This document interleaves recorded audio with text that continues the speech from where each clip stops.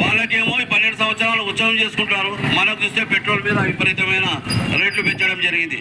అదేవిధంగా గ్యాస్ కూడా గతంలో 430 రూపాయలు ఒక సిలిండర్ ఉండేది, ఇప్పుడు 1000 రూపాయలు. అంటే ప్రజలపై భారాలు మోపడానికే ఉన్నారు. అంతేకాకుండా గతంలో చంద్రబాబు నాయుడు గారు బాధుడు అన్నాడు. వాళ్ళకి వైఎస్ఆర్ ప్రభుత్వం ఉన్న తర్వాత దీని మీద ఆయన ఖండించవచ్చు కదా. మళ్ళీ ఈయనకు ఒక సూచన ఏం చేస్తా అంటే 4 పిల్లల్ని కనండి, మీకు 45,000 ఇస్తా అంటాడు. అంటే వీళ్ళు ఎంత చెప్పున్న పిల్లల్ని కనండి. కట్టెల పొయ్యిలాగా లేవు కాబట్టి గ్యాస్ కావాలని చెప్పేసి ఈ 3 పరిసర ప్రాంతాల్లోన కుటుంబం ప్రైవేటీకరణ, కార్పొరేటీకరణ చేసి ఈరోజు భారతదేశంలోన అనేక బరాబాబులకి ఓడిగం చేసినటువంటి ఈ మోడీ ప్రభుత్వం ప్రతి ఒక్కరూ ప్రశ్నించాల్సినటువంటి అవసరం ఉంది. కులం మతం పేరుతోన ఈరోజు రాష్ట్ర రోకో నిర్వహించడం జరుగుతూ ఉంది. ఈ రాష్ట్ర రోకోకి ముఖ్య ఉద్దేశము, ఈరోజు మనము తిరుగుతున్నటువంటి వెహికల్ కి పెట్రోల్ కావాలి చెప్పుకోవడం కోసమో కాదు. వామపక్ష పార్టీలకు ప్రత్యేకమైనటువంటి హోదా ఉంది, ప్రత్యేకమైనటువంటి మనసు ఉంది. ఎందుకంటే దేశంలో ఉన్నటువంటి అరాచకాలను అరికట్టడానికి ఒక వామపక్షాలు తప్ప ఎవరు ముందుకు రావడం లేదు. దేశంలో ఉన్నటువంటి అన్ని పార్టీలు కూడా ఈరోజు ఈరోజు ఉన్నటువంటి కేంద్ర ప్రభుత్వానికి ఒత్తాసు పలుకుతున్నాయే తప్ప ప్రజలపైన వస్తున్నటువంటి భారాలపైన ఎవరు కూడా తగ్గించమని అడగడానికి ముందుకు రావడం లేదు. మనం చూసాం ఈ మధ్య కాలంలో మన 5 రాష్ట్రాల్లో ఎన్నికలైపోయాయి. డీజిల్ పెట్రోల్ పైన ఏం చేయలేదు. మేము ప్రజలకు భారం మోపం, మా ఎన్నికల్లో మాకు విజయం ఇవ్వండి అని చెప్పేసి 3 రాష్ట్రాల్లో అధికారం చేపట్టి ఎన్నికలు అయిపోయినట్టు కౌంటింగ్ అయిన తర్వాత మరుసటి రోజే వరుసగా డీజిల్ పెట్రోల్ ధరలు 125 రూపాయలకు పెంచడం జరిగింది. మరి ఇది ఎక్కడి దారుణం? దీన్ని ప్రశ్నించాల్సిన అవసరం ఎవరికి ఉంది? ప్రజలు మనమే. ఈరోజు మనం వేసినటువంటి ఓట్లతో ఈరోజు గద్దెనెక్కి ప్రజలపైన భారం మోపడం ఎంతవరకు సబబు అనేది తెలియజేస్తున్నాను. ఎందుకంటే మీ అందరూ కూడా చాలా మంది ఈరోజు ప్రయాణికులు కూడా బాధపడద్దండి. ఎందుకంటే భారం అంతా మన పైన ఉంది. ఈరోజు పత్రికల్లో వచ్చింది, చూసారో లేదో, గతంలో 12 సిలిండర్లు వంట గ్యాస్కి ఇచ్చేవాళ్ళు, అది 9 కుదించారు. ఈరోజు పత్రికలు ఇచ్చారు, ఆ 9 దాంట్లో కూడా 4కే సబ్సిడీ ఇస్తానని చెప్తా ఉన్నారు.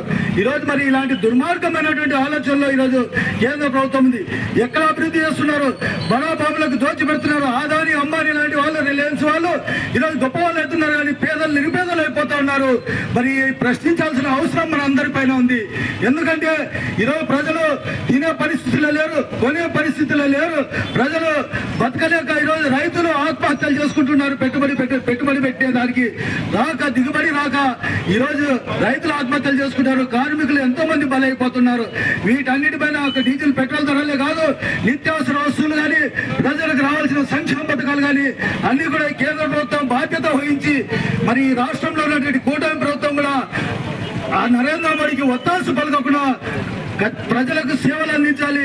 మేము చెప్తా ఉన్నాం, చాలా ఏళ్ల నుంచి వామపక్ష పార్టీలుగా కోల్మూరు పట్టణంలో గత 40 సంవత్సరాల నుంచి ఇదే రోడ్డు పైన ధర్నా చేస్తా ఉన్నాం. తాగునీరు అని చెప్పేసి గతంలో పెద్దలు చెప్పారు. అన్నమో రామచంద్ర అనే పరిస్థితి ఉండేది, ఇప్పుడు నీళ్ళ రామచంద్ర అనే పరిస్థితి వచ్చింది. నీళ్లు లేక అల్లాడుతా ఉన్నారు. మరి ఈ ప్రభుత్వాలకు, కేంద్ర రాష్ట్ర ప్రభుత్వాలకు అభివృద్ధి పట్టాలా? ఈ కోడుమూరు ఎస్సీ నియోజకవర్గం అని అంత బాధ ఉందా? అంత చిన్న చూపు ఉందా?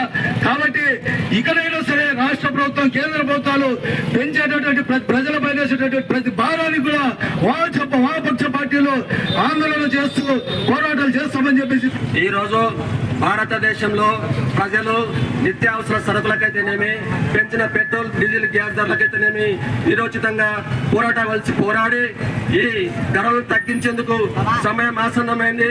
ప్రతి ఒక్కరూ వచ్చి ధరలు తగ్గించుకోవడానికి పూరు పట్టాల్సిన అవసరం ఏర్పడింది. మరి ముఖ్యంగా దేశంలో ఎన్నో సమస్యలు ఉన్నప్పటికీ కూడా కేంద్ర ప్రభుత్వం మరి కార్మికులపైనైతేనేమి, ప్రజలపైతేనేమి ప్రజా వ్యతిరేక విధానాలను అవలంబిస్తుంది, కార్మిక వ్యతిరేక విధానాలను అవలంబిస్తుంది. మరి అంతేకాకుండా ఈయన ప్రత్యేకంగా ఏం చెప్తున్నారంటే, మోడీ గారు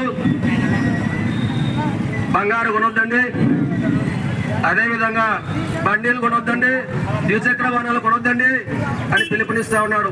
ఇంకో సంవత్సరం కూడా, ఇంకో 5 సంవత్సరాలు మళ్ళా ఒకసారి ఈ ప్రభుత్వం కూడా చేపట్టి ఆహారం కూడా తినొద్దండి, బట్టలు కూడా కట్టొద్దండి అనే రకంగా తీర్పిచ్చే అవకాశం ఏర్పడుతుంది.